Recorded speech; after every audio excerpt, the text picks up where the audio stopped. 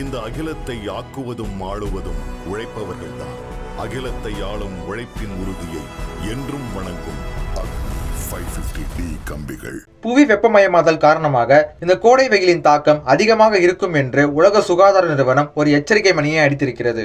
தமிழ்நாட்டு பொது சுகாதார நிறுவனம் மார்ச் 7ஆம் தேதி ஒரு எச்சரிக்கை அறிக்கையை கொடுத்துள்ளது. தமிழ்நாடு திட்டக்குழுவும் முதலமைச்சர் ஸ்டாலினிடம் ஒரு விரிவான அறிக்கையை அளித்துள்ளது.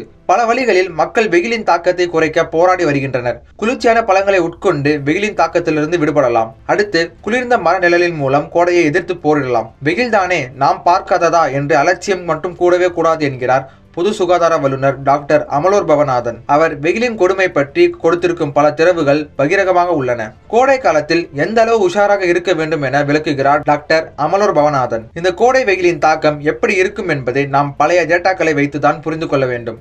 ஆகவே அது தொடர்பான சில தரவுகளை முதலில் உங்களிடம் பகிர்ந்து கொள்கிறேன். உதாரணமாக பார்த்தால் 1998 இருந்து 2017 வரை கிட்டத்தட்ட 1,66,000 மக்கள் கோடை வெயிலின் தாக்கம் தாங்க முடியாமல் இறந்து இருக்கிறார்கள் என்று அரசாங்க அறிக்கை சொல்கிறது. அதாவது வெயிலின் தாக்கத்தில் 1 டிகிரி வெப்பநிலை அதிகமானால் இறப்பு சதவீதமானது 2 முதல் 3% வரை அதிகமாகும் என்று கணிக்கப்பட்டுள்ளது.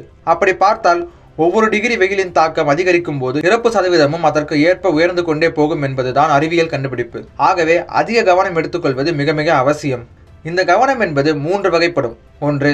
தனிநபர் எடுத்துக்கொள்ள வேண்டிய கவனம், குடும்பங்கள் எடுத்துக்கொள்ள வேண்டிய கவனம் என்று சில உள்ளன. அரசாங்கம் எடுத்துக்கொள்ள வேண்டிய கவனம் என்று சில இருக்கின்றன. தனிநபர் கவனம் தேவை. உங்களை நீங்களே தற்காத்து கொள்ள வேண்டும். கூடியவரை வெயிலில் நடமாடுவது தவிர்க்க வேண்டும். வெளியே செல்வதை தவிர்க்க வேண்டும். வெயில் என்பது அனைவரையும் ஒரே மாதிரி பாதிக்காது. நபருக்கு தக்க பாதிப்பின் அளவு மாறுபடும். வயதானவர்கள், கர்ப்பிணிகள், குழந்தைகள், ஏற்கனவே இணை நோய்களின் தாக்கத்தில் உள்ளவர்கள் ஆகியோர்களுக்கு அதிக பாதிப்பு இருக்கும்.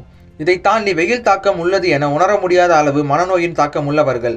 ஆகவே இவர்கள் எல்லாம் அதிக கவனம் எடுத்துக்கொள்வது நல்லது. கட்டாயம் வெளியே செல்ல நேர்ந்தால் தலையில் துணி அல்லது தொப்பி இல்லை என்றால் குடை வைத்து வெயிலை மறைத்து கொள்ள வேண்டியது கட்டாயம். காலில் கட்டாயம் செருப்பு அணிவதும் முக்கியம்.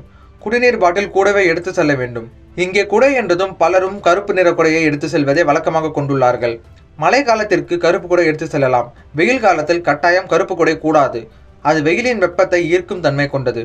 எனவே வெள்ளை குடையை மட்டுமே வெயில் காலங்களில் பயன்படுத்த வேண்டும். பலரும் பகலில் மட்டும்தான் வெயில் தாக்கம் என நினைக்கிறார்கள்.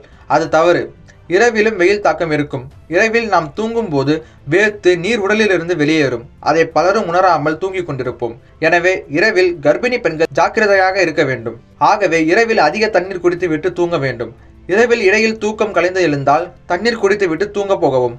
தாகத்தின் போது குடிநீர் மட்டுமே எடுத்துக்கொள்ளாமல் மோர் குடிப்பது நல்லது. அதை விட்டால் உப்பு சர்க்கரை கரைசல் குடிக்கலாம். அதாவது குளுக்கோஸ் பாக்கெட் வாங்கி அதை நீரில் கலந்து குடிக்க வேண்டும். ஹீட் ஸ்ட்ரோக் வந்தால் என்ன செய்வது? அறிகுறி என்ன? இதன் முதல் அறிகுறி எப்போதும் ஒரு எரிச்சலுடன் இருப்பார்கள். அடுத்து கால் கை நரம்புகள் இழுப்பதை உணரலாம். கால் பகுதியில் உள்ள சதை பகுதிகள் கல் போல் இறுகி போய் இருக்கும். ஒரு குழப்ப நிலையை உணரலாம். தொட்டு பார்த்தால் உடல் வெப்பம் அதிகமாக உள்ளதை உணர முடியும். அதிக வியர்வை வெளியேறும். அப்படி இல்லை என்றால் வியர்வையே வெளியேறாது. இரண்டும் ஒரே நோய்க்கான அறிகுறிதான். இப்படி அறிகுறி இருந்தால் அவர்களை அடிக்கடி நீர் குடிக்க வைக்க வேண்டும். குளிக்க வைக்க வேண்டும். ஈரத்துணியால் உடலை தடவி விட வேண்டும். உப்பு சர்க்கரை கரைசலை வாங்கி குடிக்க வைக்க வேண்டும் என்கிறார் மருத்துவர். இந்த அகிலத்தை ஆக்குவதும் ஆளுவதும் உழைப்பவர்கள்தான். அகிலத்தை ஆளும் உழைப்பின் உறுதியை என்றும் வணங்கும் 550D கம்பிகள்.